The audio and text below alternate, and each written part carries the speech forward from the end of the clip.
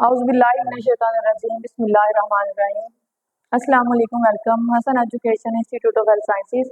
Voice over your lecturer मैं Mikra Fayaz. Today our topic is about vital sign. FSc nursing के बच्चों का ये चैप्टर है वाइटल साइन से रिलेटेड।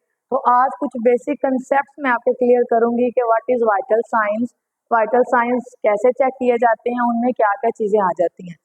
तो वाइटल साइन होते क्या है, ये हम साइंस तब यूज करते हैं जब हमने बॉडी के फंक्शन हमने देखने होते हैं, क्या वो बेटर फंक्शन कर रहे हैं कि नहीं। हमारी बॉडी के अंदर काफी फंक्शंस होते हैं, जैसे कि हमने बेसिक 5 वाइटल्स के साथ उन फंक्शंस को देखना होता है। अगर हमने पेशेंट को डायरिया है या पेशेंट को कोई हार्ट प्रॉब्लम है, कोई भी प्रॉब्लम है, तो हमने ये उनकी 5 चीजें जो है वाइटल साइन मस्ट लेने होते हैं। वाइटल साइंस में क्या क्या चीजें आ जाती हैं, 5 चीजें हैं बेसिक। नंबर 1, आपने ये कंसेप्ट जहन में रखना है टीपीआर का, ठीक है। टीपीआर से टी से टेम्परेचर, पी से पल्स, आर से रेस्पिरेशन, ठीक है, और फिर ब्लड प्रेशर और ऑक्सीजन। ये चीजें हमने हर मरीज की चेक करनी ही होती है, ठीक है। टेम्परेचर क्या होता है, जो हम बुखार चेक करते हैं पेशेंट का, ठीक है। बुखार जब पेशेंट को हो जाता है तो हम उसको एक थर्मामीटर होता है, थर्मामीटर इस तरह का होता है, उसके आगे से एक बल्ब लगा हुआ होता है इस तरह से, उसके ऊपर रीडिंग्स लिखी हुई होती हैं। एक तरफ फ़ारेनहाइट में होता है और नीचे की तरफ दूसरी साइड पे सेल्सियस में होता है, ठीक है।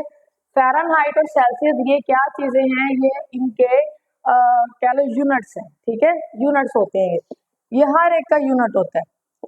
नॉर्मल टेम्परेचर होता है 97.7, ठीक है। अगर इससे अबव होगा 98, 99, 100, 100 पे बुखार है, 101 पे बुखार है, 102 पे बुखार है, हम बताते हैं ना, तो हम फ़ारेनहाइट में बता रहे हैं।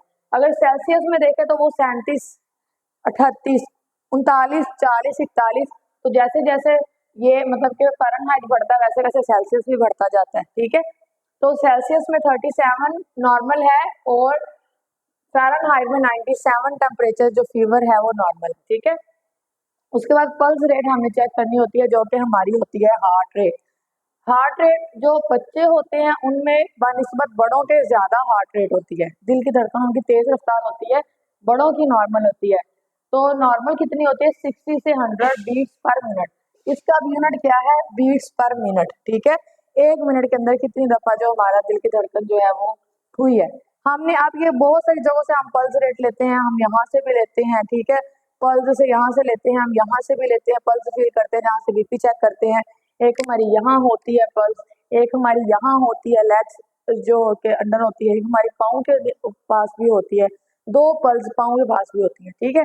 तो हमने लेकिन हम मोस्टली कहाँ से चेक करते हैं, यहाँ से। चेक कैसे करनी होती है, हमने टाइमर लगाया होता है 1 मिनट का, ठीक है। वॉच पहनी होती है, जो मेडिकल के स्टूडेंट्स उन्होंने वॉच मस्ट पहनी होती है। तो उन्होंने उसके ऊपर जो है आपने ये 2 फिंगर जो आपने पल्स को पहले फील करना है, फील करने के बाद आपने टाइमर ऑन कर देना और टाइम नोट करना है, ठीक है। 1 मिनट में कितनी दफा जो है ना वो आपकी बीट है वो हो रही, ठीक है। उसके बाद अडल्ट बच्चों में बड़ा ज्यादा होता है हार्ट रेट, तो वो 100 से 160 बीट्स पर मिनट होता है, ठीक है। उसके बाद आ गया normal respiratory rate. Respiratory rate क्या होता है, सांस लेने का अमल होता है, जो हम 1 मिनट में हम इस तरह से मुकम्मल सांस ले रहे हैं, ठीक है। 1 मिनट हमने कितनी दफा सांस लिया। बड़ों में वही चीज, बड़ों में नॉर्मल होता है, अडल्ट बच्चों की सांस की रफ्तार तेज होती है। बात हमें नहीं पता होता, माएँ परेशान हो जाती है कि बच्चों कितनी तेज तेज सांस ले रहा है। हम तो मेडिकल के स्टूडेंट्स हैं, हमें तो पता है ना कि जो बच्चे होते हैं उनकी जो सांस की रफ्तार भी और हार्ट रेट भी बड़ों की निस्बत बढ़ ज्यादा होता है। फिर हमने उनको काउंसिल करना होता है कि बच्चों की हार्ट रेट होती ज्यादा है, बच्चों की सांस की रफ्तार होती ज्यादा है, तो नॉर्मल रेंज भी 20 से 30 बीट्स पर मिनट होनी चाहिए। इससे अबव है तो वो कोई कॉम्प्लिकेशन है, ठीक है। उसके बाद आएगा ब्लड प्रेशर। नॉर्मल बीपी कितना होता है, नॉर्मल बीपी 120/80। अब इसका यूनिट क्या है, रेस्पिरेटरी रेट का यूनिट था per minute, breath per minute, और बीपी का क्या है, mmHg, मिलीमीटर मरकरी। इसका यूनिट क्या है, मिलीमीटर मरकरी। ये आपने साथ में याद करने हैं कि इनके यूनिट्स क्या है, ठीक है। अब इसका नॉर्मल ऊपर वाला जो बीपी होता है ना उसको बोलते हैं सिस्टोलिक, नीचे वाला होता है डायसिस्टोलिक। अब सिस्टोलिक क्या और डायसिस्टोलिक क्या है? जो जब हमारा दिल सारा बॉडी से ब्लड वापस हमारे हार्ट में जा रहा होता है, हमारा दिल पंप करता है जोर से, उसको एफर्ट करनी पड़ती है, वो जो ब्लड कलेक्ट होता है ऊपर वाला जो प्रेशर होता है वो ज्यादा होता है, वो सिस्टोलिक होता है। जब हमारा दिल जो है वो रिलैक्स होता है, जो अपना ब्लड वापस बाकी बॉडी पार्ट्स में रिलीज करता है, तो वो हमारा डायसिस्टोलिक प्रेशर होता है। ठीक है, तो सिस्टोलिक प्रेशर हमेशा ज्यादा होता है, डायसिस्टोलिक कम होता है। तो नॉर्मल रेंज है 120 सिस्टोलिक की, डायसिस्टोलिक की 80। तो जैसे जैसे सिस्टोलिक ब्लड प्रेशर बढ़ता जाता है वैसे वैसे डायसिस्टोलिक ब्लड प्रेशर भी बढ़ता जाता है। जैसे कि सपोज 120 है तो 130 हो गया, और 80 है तो 90 हो गया। क्या मैंने बताया था? जैसे जैसे सिस्टोलिक बढ़ता है वैसे वैसे डायसिस्टोलिक बढ़ता जाता है। जैसे जैसे सिस्टोलिक कम होगा वैसे वैसे डायसिस्टोलिक कम होता जाता है। सपोज 120 नॉर्मल है, अगर यहाँ पर 100 हो गया तो नीचे वाला भी उस हिसाब से कम होगा, तो कितना हो गया? 100/70। जब हम बीपी चेक करते हैं तो तब हमने बीपी सिस्टोलिक डायसिस्टोलिक दोनों बताने होते हैं। चेक कैसे करते हैं ये आपका प्रॉपर प्रैक्टिकल करवाऊंगी कि हम किस तरह से करते हैं बीपी चेक, और जिस आले से करते हैं, जिस डिवाइस से करते हैं उसको बोलते हैं स्फेग्मोमैनोमीटर। ये भी प्रैक्टिकल से ही एमसीक्यू पॉइंट ऑफ व्यू से भी अहम है, प्रैक्टिकली भी पूछते हैं कि आप नॉर्मली कहते हो बीपी अपरेटस, लेकिन उसका साइंटिफिकली नाम क्या है? उसका साइंटिफिकली नाम है स्फेग्मोमैनोमीटर।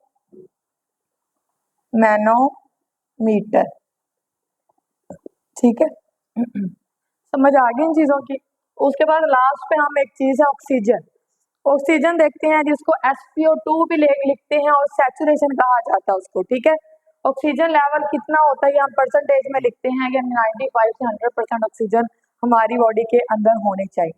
ये है मेन बेसिक 5 वाइटल साइंस जिनके बारे में हमें पता होना चाहिए कि क्या होते हैं, नॉर्मल रेंज कितनी होती है, अगर नॉर्मल रेंज एक्सीड कर जाए तो क्या होता है, कम हो जाए तो कौन सी रेंज होती है जिसको हम बोलेंगे कम। Have you any question? Thank you.